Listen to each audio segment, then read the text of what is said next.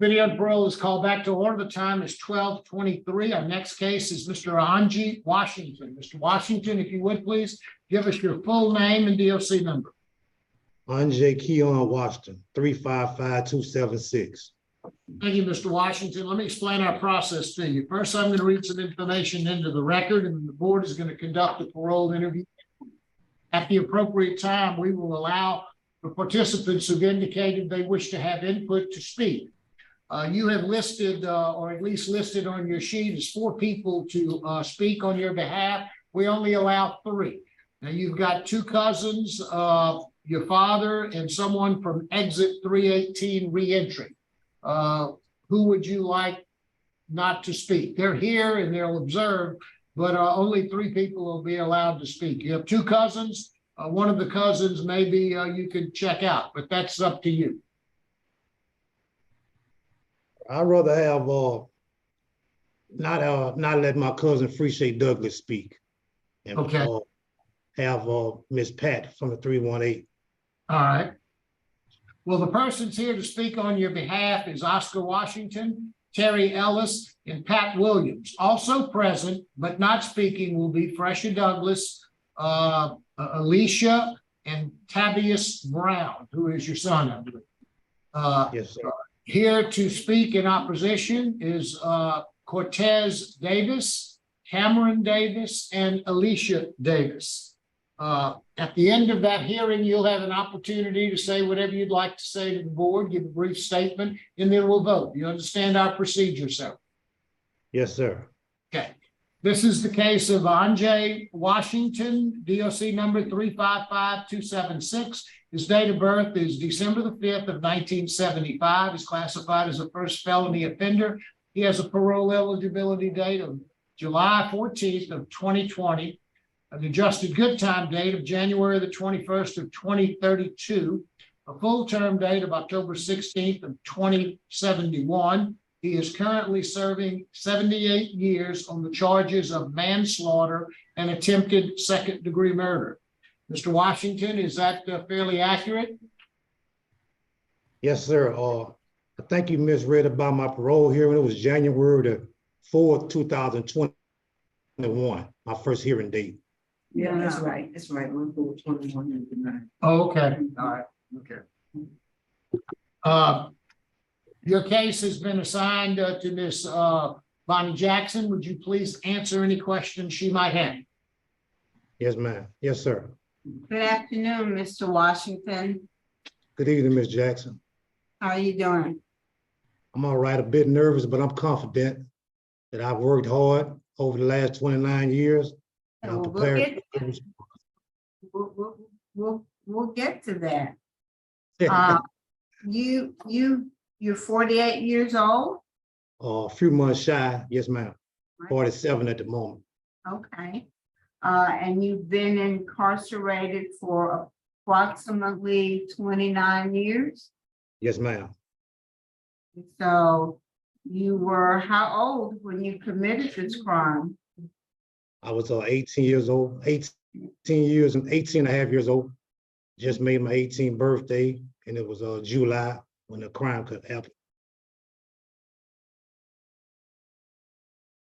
So tell us how is it that an 18-year-old commits a crime like this? What was going on? Why were you involved in this kind of conduct? I was mainly involved in this conduct. I had got away from the way I was raised in the church, a good parent household, and I went astray. I started running with bad company around my freshman year in high school. If we could ever get our hands on that bad company, we could solve the crime problem. Everybody's running with bad company. Yes, ma'am. My point is this. Did you graduate from high school? Actually, I dropped out in the 11th, but I got my GED while here in prison. Okay, well, before we get to where you are now, why did you drop out in the 11th grade? Bad decisions, as I say, once again, running with the bad crowd. I mean, but why? I mean, what was it that made you say, well, I don't think I want to go to school anymore? Mainly peer pressure, thinking I knew more than I knew, in search of acceptance from a group of people that I thought were my friends.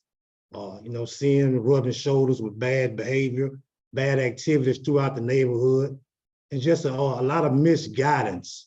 Why was that attractive to you? If you weren't raised that way, why was that attractive to you? At the time, immaturity or thinking that I was missing something at home from the physical embrace. So I saw it other places. I quite didn't understand the method of tough love, that a message was really being given through tough love. I thought it was more kind of neglect. So I went out searching and found the embracing from bad company and bad influences.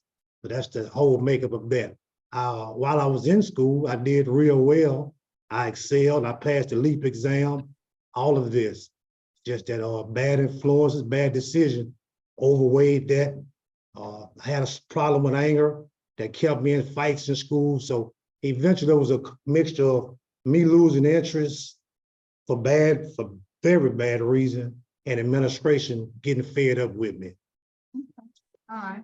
Well, Yes, let's ma'am. talk about the date of this crime. What was going on? What was the beef about that would cause you to drive by and shoot and kill this woman and injure the other victim? What was going on with that?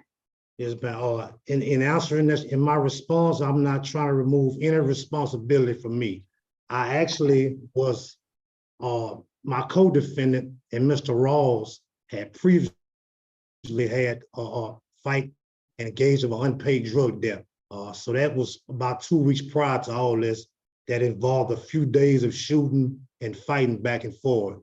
So this particular night, we had left a party. It was 2 a.m. We had a rental vehicle that we had rented for crack. In route to my neighborhood where I was raised at, we didn't want to pass police because I knew a police was normally posted at an intersection. So I decided to turn off. And in turning off, not thinking at the moment, but we was actually on Mr. Rawls' street. And an impulsive decision after we noticed him, it was 2 a.m. We noticed him, and an impulsive decision or impulsive thoughts, we looked at each other and was like, hey, there you go. In that moment, the subconscious mind told me that something wasn't about to go right. However, arrogance, immaturity, I still turned the vehicle around. And as I approached the house, I had the handgun. I shot first, hitting Mr. Rawls. In the covers of me trying to track him on the porch, aiming at him steadily, firing, unaware that they had other people on the porch. It's 2 o'clock in the morning, dark outside. I shot further. They would say that when to turn the truck around to go ditch it, we came back past the house, which was on the corner. At this moment, my co-defendant shot again. So when I heard Miss Melody, I come to learn was the person screaming. At this time, I ditched the truck and went home. The next morning, my mother said, hey, man. Go down. What Sir, did you, ma'am? what did you expect would happen if you fired shots in the direction of the person on the porch? What did you think was gonna happen? Only 2 things could happen, ma'am. I was going to inflict bodily harm or somebody was going to die. And unfortunately, both of those things took place. But again, so you didn't care if you killed somebody? Yes, ma'am, I cared. And it really wasn't about to kill him. It was more or less trying to just inflict some harm and scare him. But no, you said you kept shooting until you got him. Yes, ma'am. So that's intent to kill. Yes, ma'am. Yes, ma'am. I know I could have stopped. I'm wrong in all aspects. How is it that an 18-year-old is just so devoid of any regard for another human being's life? As I said, bad encouragement, bad influence, misplaced loyalty. But you had the gun in your hand. Yes, ma'am. I and did. you fired repeatedly. Yes, ma'am. I So don't that know. indicates that you really didn't care about this man's life. You didn't care about his family. You didn't care about how they would be impacted by your shooting at their loved one. And I'm just trying to figure out, how is it that at 18 years of age, you have absolutely no regard for the value of a human being's life? I wouldn't exactly clarify it as I didn't have no regard. It's just I wasn't thinking at that moment, and I didn't truly understand that the ripple effect of my actions. Well, you were thinking, because you made some very deliberate steps. So you were thinking.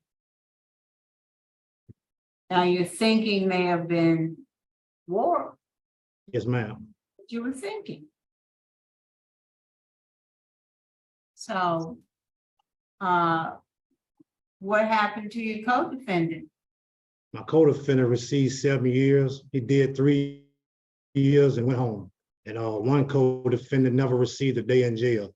Right, so the point is, you're claiming that somebody else shot the deceased victim, but because you said somebody else took the gun and started shooting too, and that's when you heard her cry out. No, ma'am. I'm not. I shot the handgun to deliver it. Both. He had a shotgun. I had the handgun. Okay. No, I was on our way back past the house. We stopped at the corner. He shot again. He shot with the shotgun.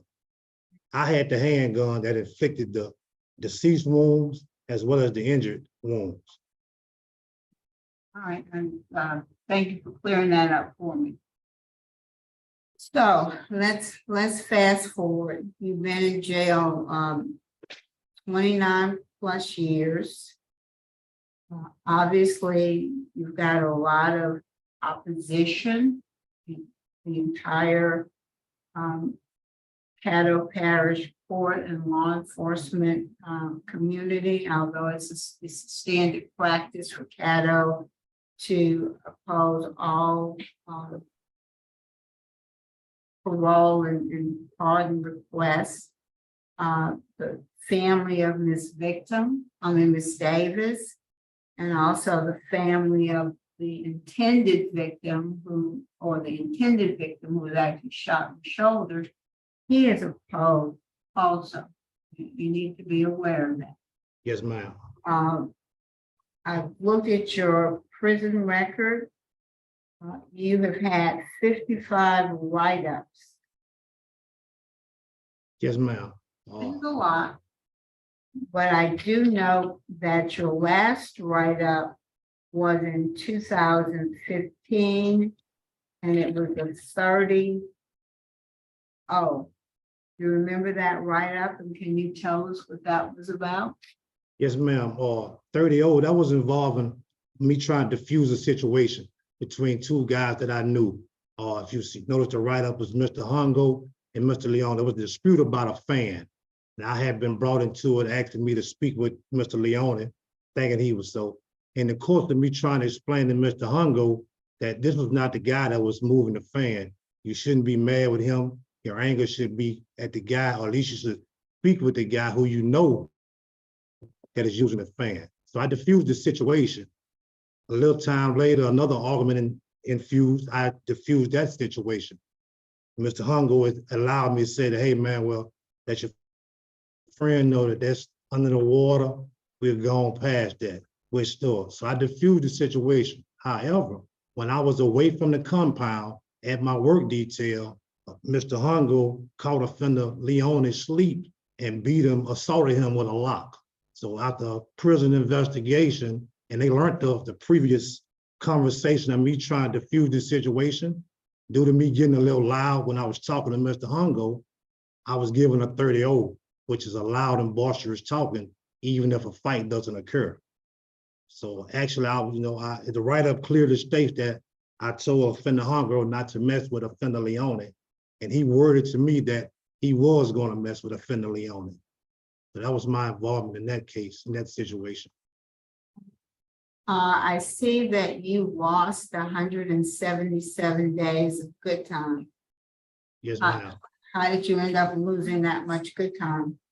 A lot of that, some of it was dealing with my earlier stages. If you would, if taking note of my conduct record, you would see in my first 6 years in prison, 5 to 6 years, is when a lot of my RVRs were accumulated. However, after as the old thing said, when you know better, you do better. I started to participate and accompany myself with better people, and I started to do better around 2000, 2001. You will see that my write-ups decreased, and they continued to decrease. And another large inflation came from 03 to 05, which is for one particular write-up, which was a 30L. So I said it to say that I can't really pinpoint. What was that about, the 30L? 30Ls, well, I have 2 sons, one that's here with us today and my oldest son. They were both in single parent households. So as with every parent, I felt it was my duty to put myself in harm's way to reach them and father them through the phone, what was only able to do the 3-way phone calling. So that was my real reaching them, trying to make sure they were staying on the right track and doing the right things so that they wouldn't come to prison as I had. So I just felt it was a parent, me being protected. You're on a 3-way phone call, which is a violation of that. Okay. Yes, ma'am. Tell me about your drug use when you were out on the street. I occasionally drink and use marijuana. Never did nothing stronger than marijuana. I occasionally use it. I didn't get overwhelming. It wasn't controlling, but I did sometimes use a blunt or 2 a day, or 2 or 3 times a week. Maybe drink a few beers, something like that. But I wasn't heavy into the drug using or drinking alcohol. Matter of fact, that was one of my first major accomplishments upon coming to prison. I quit Christmas Day of 1997, smoking marijuana, and haven't been intoxicated since. So you had an intoxication right after 97? No, ma'am. I quit. I stopped using marijuana in 1997. I've never failed a drug test. I've never been associated with any type of drug activity here in prison at all.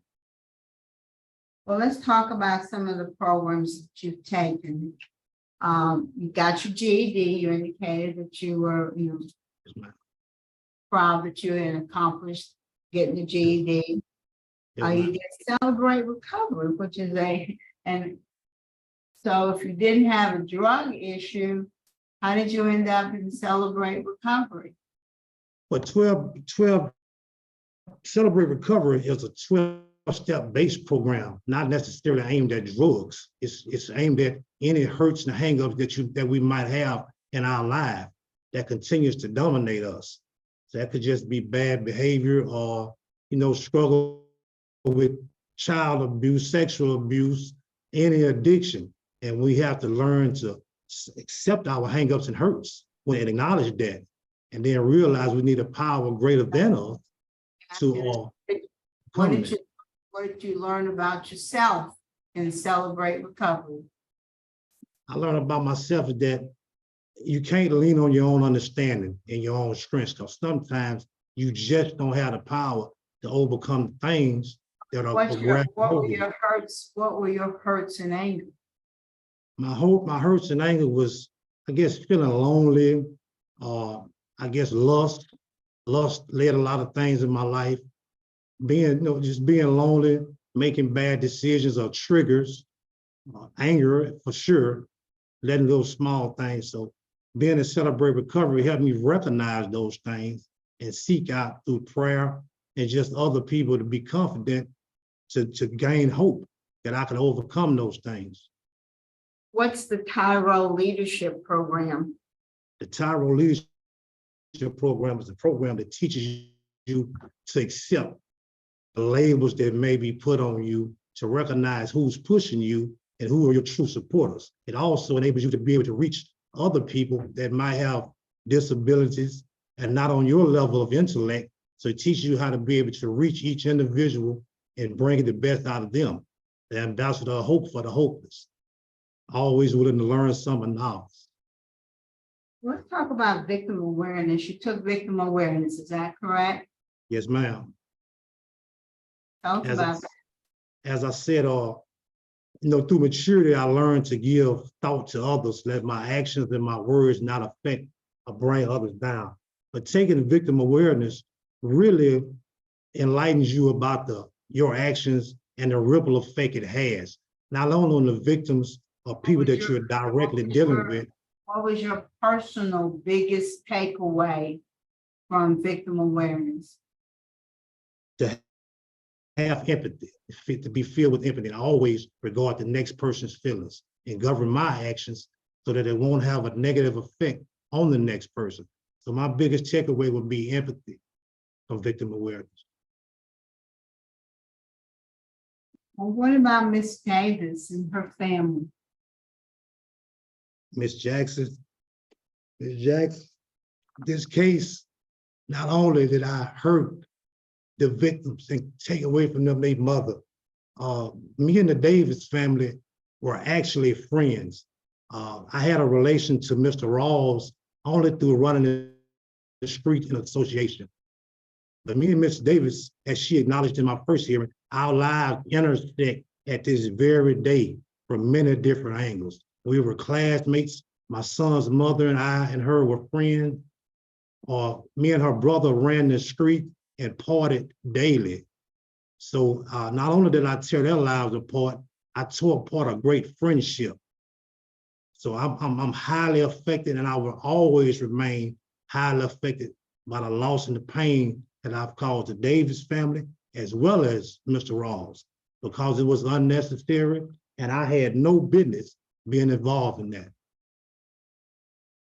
You participated in the carpentry program. Did you get a certification? Yes, ma'am. I graduated in 2003 through the Jumaville New Roads campus at Angola.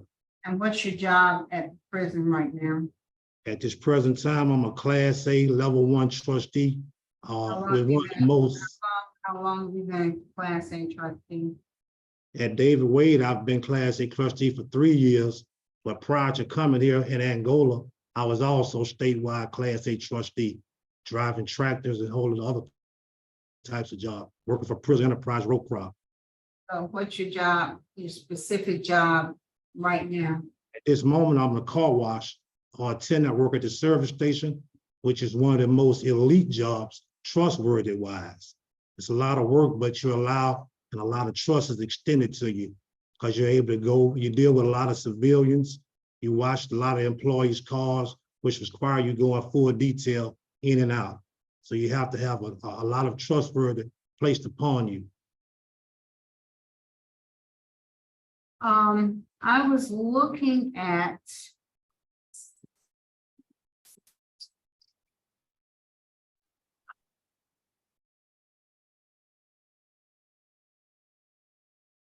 your institutional record was listed as fair. But then when I looked at the comments that accompanied that, you did pretty well. So I was a little bit confused about why your institutional record was fair. But I guess it's because of the number of write-ups that you had had. Gordon, what can you tell us about Mr. Washington? Yes, ma'am, Judge Jackson, that was the reason he had a fair check on the evaluation because of the 50-something write-ups that he had over the course of his incarceration. But at David Wade Correction Center, he's actually had a pretty good, he's had a good institutional record. He's been here since 2009. When he first came here, he didn't have that great of a record. I met him on initial classification night when he transferred up here. He had a lot of time, a good bit of time to do. He was from Caddo Parish, so that was a good reason for him to be moved up here. But over the years, I've kind of monitored him pretty closely because of his past record, and I found him to be a trustworthy individual. He works pretty good with minimum supervision. He's been a trustee since July of 2020. He does work at the Southport and service station an employee car wash. So he does have a pretty high level position as far as trust, because he's at the Sally Port, which is one of the entrance and exits to the institution. Onje is very smart, Ms. Jackson. He's a very intelligent individual. He's very capable of being successful. He committed a terrible crime, as you mentioned earlier. The crime he committed was very heinous, and I think he had a lot of running the streets in him when he was 17, 18 years old. I think he may have even had some gang affiliation back then in the Shreveport area, which was fairly common at that time and still today. But you know, he's done really well at this institution. Like I say, I've monitored him very closely throughout the time that he's been here, and I see him just about every day. Spend time talking to him. He's always, to me, expressed remorse for the crime that he committed. And one of the things that that we submitted was his mother's address for his residence plan. But I think the lady from 318 is going to talk about that, and that's the Monroe office. And since he does have a lot of opposition in Caddo Parish, 318 did approve of the residence in Monroe, Louisiana. So that's where he's planning on going now, instead of the address in Shreveport to the 318 home in Monroe. Is where he's going to go if he's fortunate enough to make parole. But Onje is very capable of staying out of prison, Ms. Jackson. He's very employable. He can do a lot of things, and I think he's made his mind up that if he's given this opportunity, I think he will stay out of prison. I think he's done a good bit of time, and he's at that age where he's committed himself to doing right at this point forward. And that's I don't have anything else unless you have any questions. No, I don't. Thank you very much, Warden. And I know he's talked about 318 project, but that's kind of temporary. What are your plans long term if you should be successful? My plans long term is to, as you said, stay in 318, but I plan to pursue a CDL license, provided that my parole officer will allow. From there, I plan to work 2.5 years for the trucking company, or use my carpentry degree to gain employment at one of the prefab places in Monroe or construction company. It is my hopes and a great big dream of mine that after 2.5 years, in 2026, I can start to open up me a small lawn service. And that's why I plan to start and expand from there. And hopefully by the time I'm 50, 52 years old, I'll run a successful business. I want to be able to also bring my leadership skills and then reach out to first my grandkids. Not only that, I want to bring something back to the community and help reach some of these at-risk kids that are making the same bad decision that I did. You know, I can't reach all of them, but at least if I can reach one, I want to be able to be a walking testimony. So you plan on staying in Monroe? Yes, sir. I think that was what you were asking. I plan to stay in Monroe for the foreseeable future. I plan to stay in Monroe. If I might add, I understand at all costs that I should never ever contact the victim's family. But it is a dire need that I be close to my family at some point. Both of my parents are in their 70s. I'm the only surviving child. My dad just recently had a pacemaker installed, and they're in the care of my fully disabled niece. So a lot of decisions with my family is based on me and me needing to be there for them. I understand the severity of my actions as an 18-year-old kid, and I will forever be burdened with that action. However, I'm not asking that those crimes be forgotten at all. I'm just asking that today will be the day that we close the chapter on hurt and pain, and that we will move toward forgiveness, and I'll be given the opportunity to go out and live my life. Thank you very much, Mr. Mirabella. That's all I have. Thank you. Now we'll hear from your supporters. We'll hear from Mr. Onje Washington, your father. Yes. Sir, if you would introduce yourself and tell us what you'd like us to hear. My name is Onje Washington, father of Onje. Since his incarceration, I see that he's been a changed person, better attitude than he had when he was 18. I think he's on the right road to making a good decision for be a young man in life. If you give him a chance, that's a chance. He did a wrong thing in the past, but I think he can improve himself. Thank you. Thank you very much, Mr. Washington. Terry Ellis.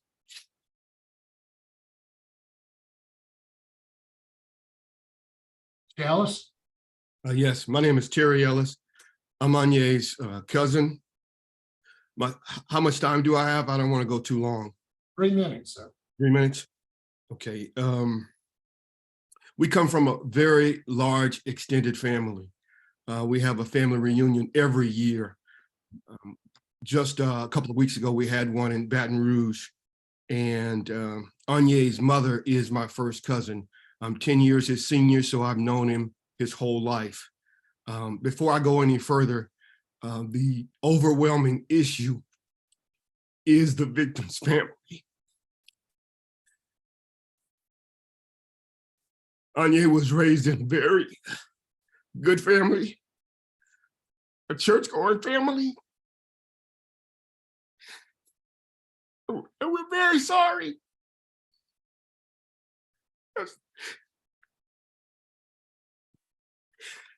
Excuse me. There's nothing I can say to bring that family member back. I've reached out to the family, and I've also offered Onje's family to somehow pay restitution, whatever it takes. We're just extremely sorry for what happened.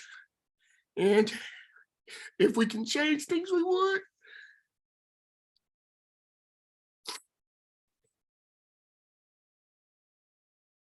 My background is I'm a retired law enforcement officer. I was a police officer for almost 27 years. Most notably, I was a homicide detective and a homicide supervisor sergeant for an agency in Northern California.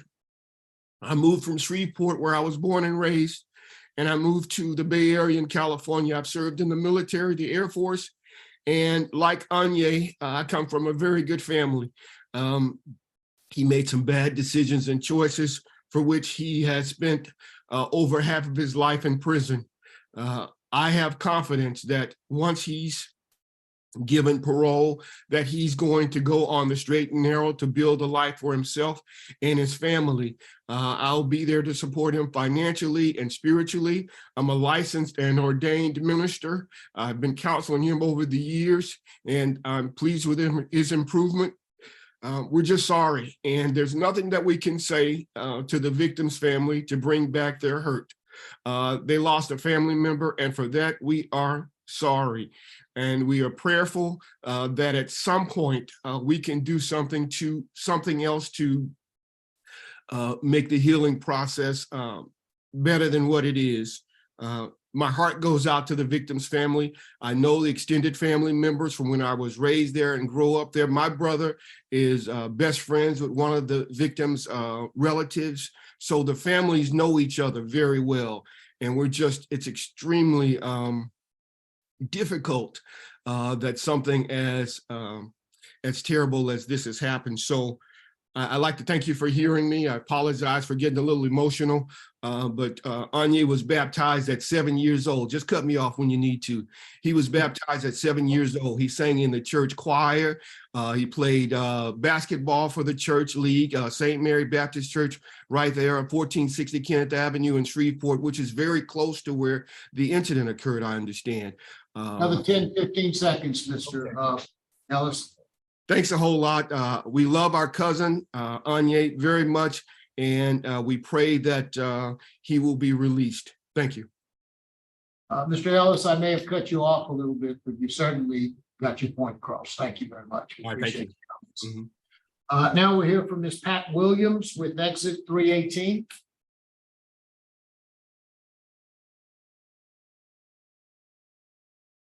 You're on mute, ma'am. Can you hear me?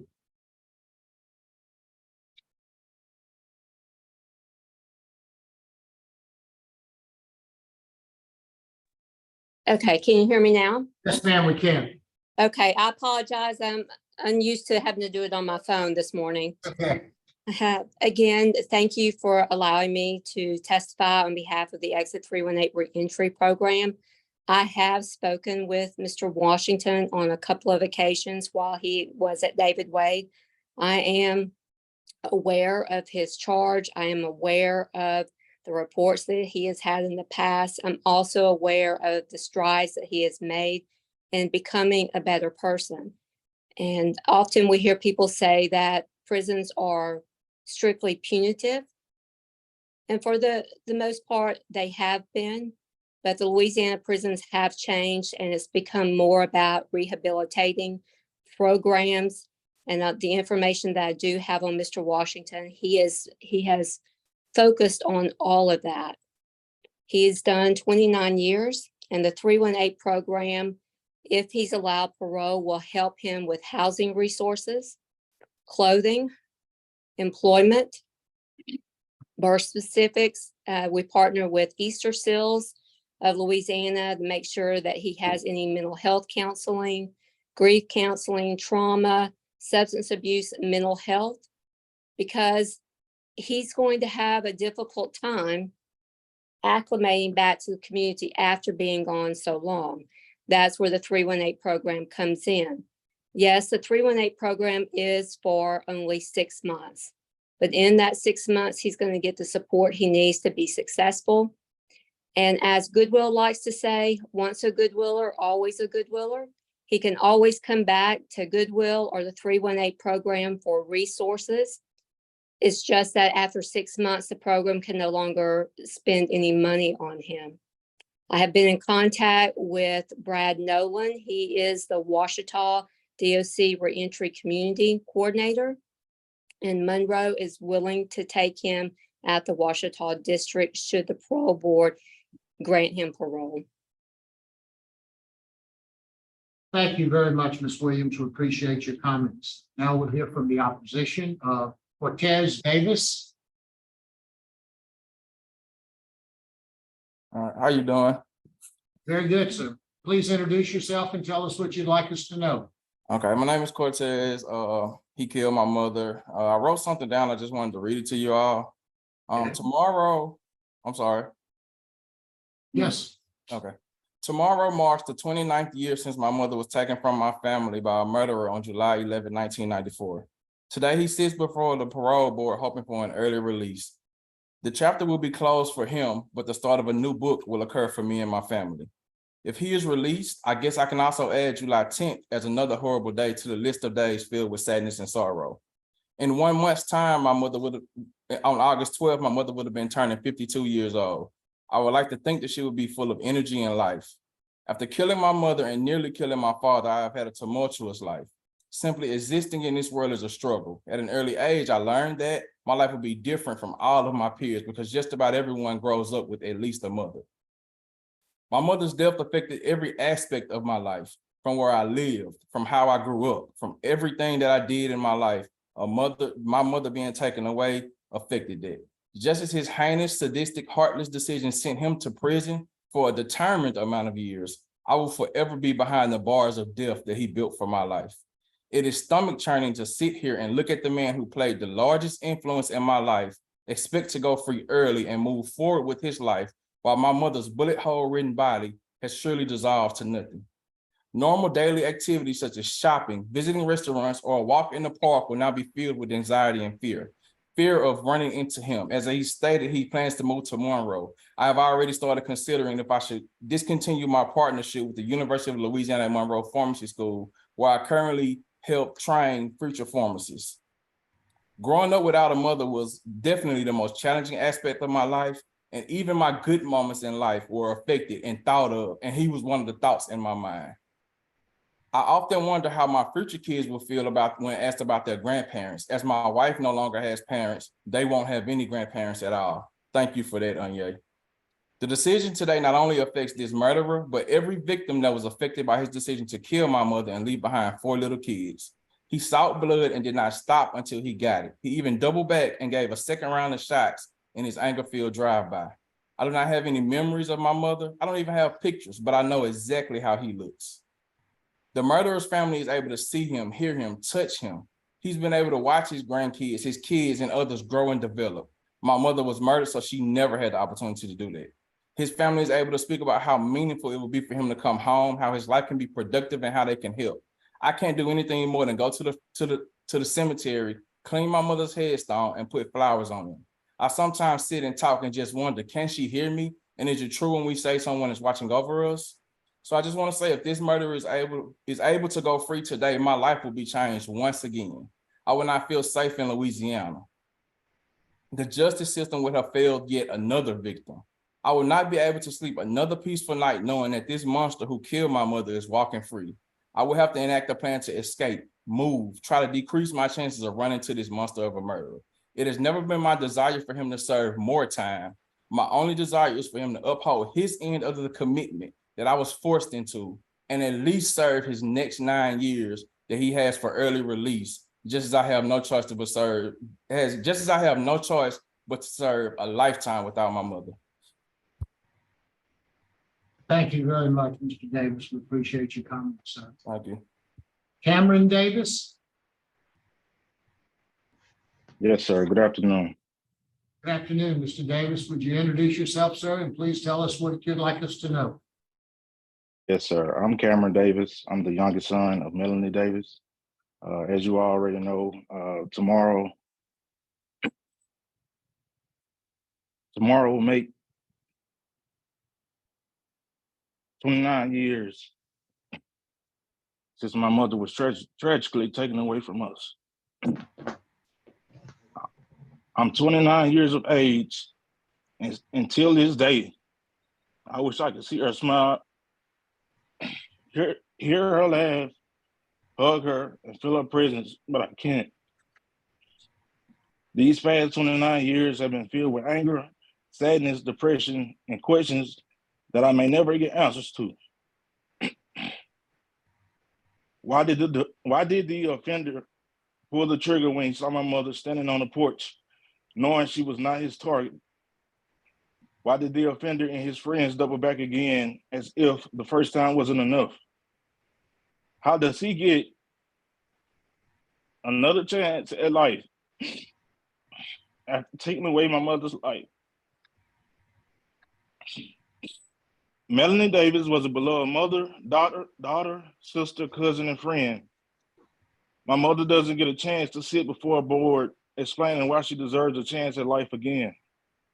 The offender's actions on July 11, 1994 broke our family, and we will never be whole again. Like many other nights, I couldn't sleep last night thinking that me and my family's statements may not be enough to keep her killer behind bars. I'm asking that the parole board deny the offender's release on parole. Thank you. Thank you very much, sir. Now we'll hear from Ms. Felicia Davis. Hello, I just got nervous, you guys, so bear with me. Onje, I wrote a statement, you guys. Onje, who was my high school classmate on the day my sister's murder occurred, has admitted in his past parole hearings that he did not have any issues with my sister or the other victims, but instead was upset that the people who did not take the action to retaliate or take care of him. So he basically inserted himself into a situation that had nothing to do with him so that he could show them how to do it or teach Derek a lesson. That situation started in late spring and ended when my sister was killed. During that time, I was hearing every week how people were trying to kill Derek. So I guess when Onje felt like he wasn't killed fast enough, he would make it happen. He bullied himself into that situation, and this is the consequence of his actions. He may have gotten better in jail over the years. However, it does not negate the fact that he still should serve his time. He injured 3 people that night. How callous of him. His behavior has generational consequences. My mom, she never stopped raising children. My mom worked longer than she wanted, well into her late 60s, to put my sister's kids through school and college. Before her death in 21, she only got to enjoy a few years of retirement. That is the stuff Onje did not think about when inserting himself into a situation that did not involve him. Onje delayed my plans for college. I was expected to transfer colleges in the fall of '94, but delayed that to help my mom raise my sister's children. Later, I decided not to relocate to a larger city after graduation for that same reason. How could I? There were 4 children that needed my mom and I's help. My brother, who is not on this call, he made similar life decisions. I did not want my niece and nephews to ever hear me say these words. They don't deserve for me to say that about them. But I'm forced to say this publicly today. Melanie's children had so many difficulties during their life as kids and adults. People can be cruel and constantly being people asking you what happened to your mother. They had additional struggles over their age that should not have happened because it was not their fault she was murdered. They are adults now and are more interested in knowing more about her. And all I have is memories when they should have had these experiences. She missed all their birthdays. Remember, her twins were only 6 months old. She missed holidays, graduations, the birth of her grandchildren. To know that her killer is behind bars has been the only consolation they've had. He will get a second chance to come home eventually. His time to be free is coming from what I heard during the last parole hearing. Her kids can only go to the cemetery to visit on special days. He will be eventually walking into his family's arms. They are still not able to communicate with their mother. Please consider keeping him where he belongs, in jail. Thank you. Thank you very much, ma'am. Mr. Washington, is there anything you'd like to say to the board before we vote? Yes, sir. I understand, accept, and respect the anger of the family. I will never be able to change that by words. However, I've equipped myself mentally and spiritually and physically to make every step that I take forward one to affect those around me and the community I may live in. As I mentioned earlier in the hearing, I have no plan to return to Shreveport for the foreseeable future. So my contact with them, I'm willing to relocate to give them whatever time they need to heal and space to move throughout. All I could do is ask for forgiveness. I've made the proper steps to prepare myself for this moment, and I'm asking to be given the opportunity to go out and be a walking testimony to give back to the community. God bless their heart, and I would always stand that words would never compensate for the loss and pain that I've caused the Davis family, nor Mr. Ross. Thank you for having me this morning, and I hope that I will be given the opportunity. Thank you, Mr. Washington. We appreciate your comments. And we're voting. I'd like to have executive session. I second. There's been call roll, please. Romero, Yes. Parole. Yes. Yes. Thank you. There's been a motion for executive session and a vote to go into executive session. The board will be at a short recess to go into an executive session to discuss matters of a confidential nature. We will resume in the next few minutes. Committee on Parole is called back to order. The time is 1:24. The panel is ready to vote. Ms. Jackson? Mr. Washington, I just want you to know if this is not an easy decision. Yes, ma'am. It is not. And I don't take the decision lightly because it impacts, everybody involved in this case. The harm you cause is still very real Yes, and ma'am. still very much impacting the family of Miss Davis and probably the gentleman who was actually shot but survived. So this is a very difficult case. Yes, ma'am.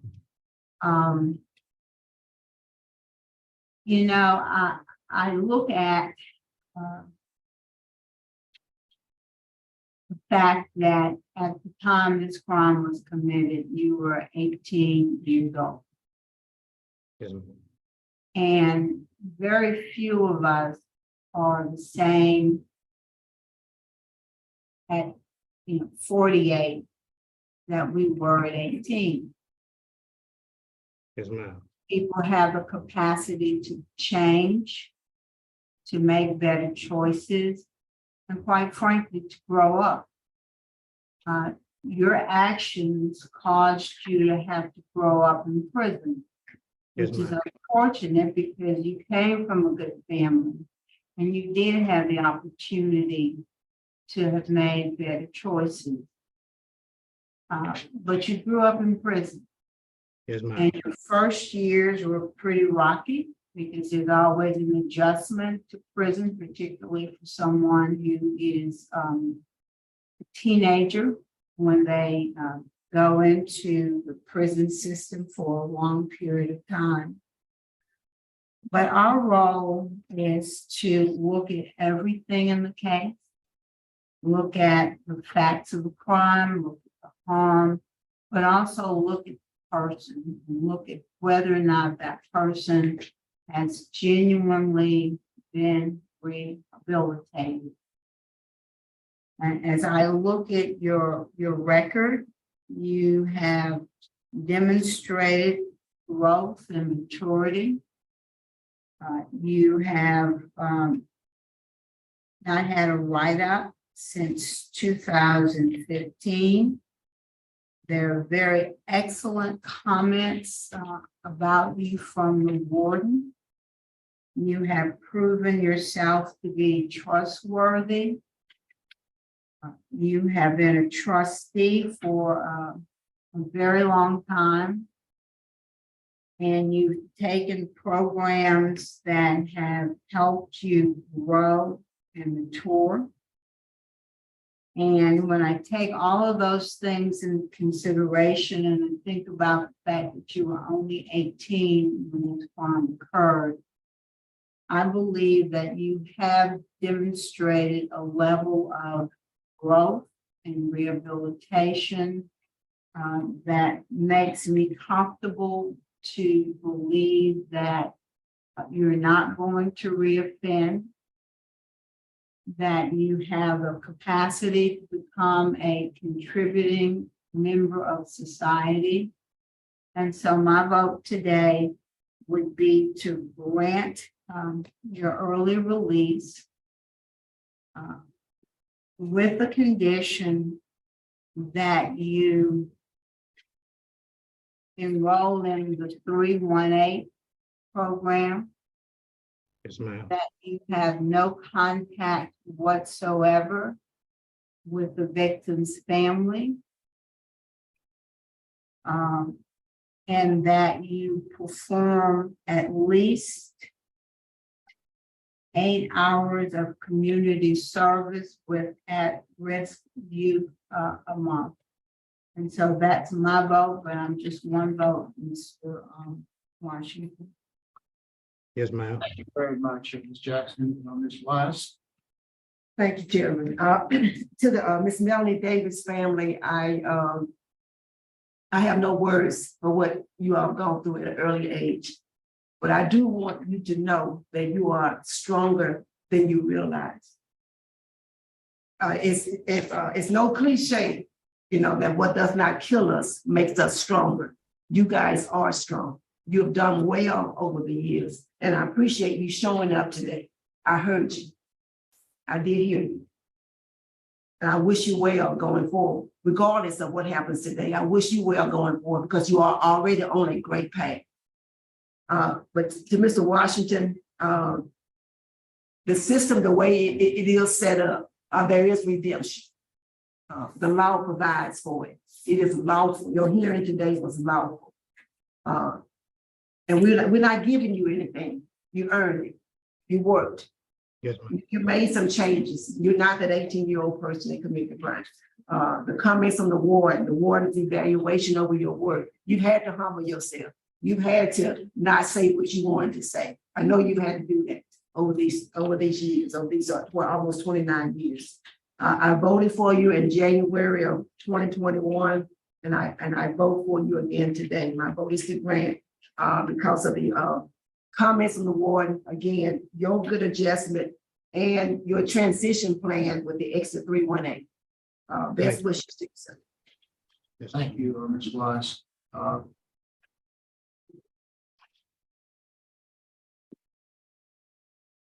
I've I'd like to thank all of the people who spoke today, especially the family of the victim and the family of the inmate here today. I concur with my colleagues. My vote likewise would be to grant under the same conditions as outlined by Ms. Jackson. Good luck to you. And I omitted. Thank you all. The victim assistants are going to be reaching out to the Davis family. So hopefully, you all would accept some assistance from our department. Thank you. Thank you. Thank you. Thank you.